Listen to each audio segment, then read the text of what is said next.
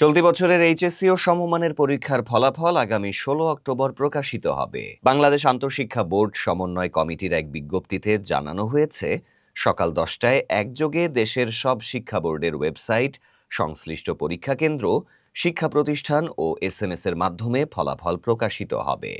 ফলাফল পাওয়া যাবে www.educationboardresults.gov.bd ওয়েবসাইটে।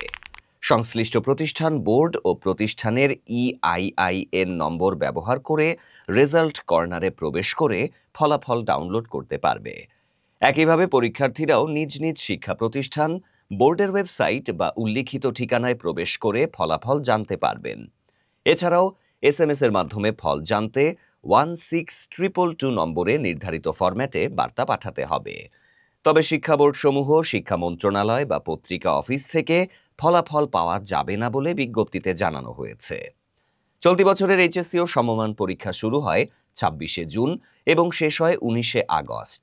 কিছু বিষয় স্থগিত হওয়ায় পরীক্ষা নির্ধারিত সময়ের কিছুটা পরে শেষ হয়। নিয়ম অনুযায়ী লিখিত পরীক্ষা শেষে 60 দিনের মধ্যে ফলাফল প্রকাশ করা হচ্ছে। এবছর 11টি শিক্ষা বোর্ডের অধীনে 12,51,111 জন শিক্ষার্থী পরীক্ষার জন্য ফর্ম পূরণ করেছিলেন। এর মধ্যে 6,18,015 জন ছাত্র এবং 6,33,096 জন ছাত্রী। সারা দেশে মোট 2,797টি কেন্দ্রে পরীক্ষা অনুষ্ঠিত হয়। তবে প্রায় 27,000 শিক্ষার্থী এই পরীক্ষায় অংশ নেননি।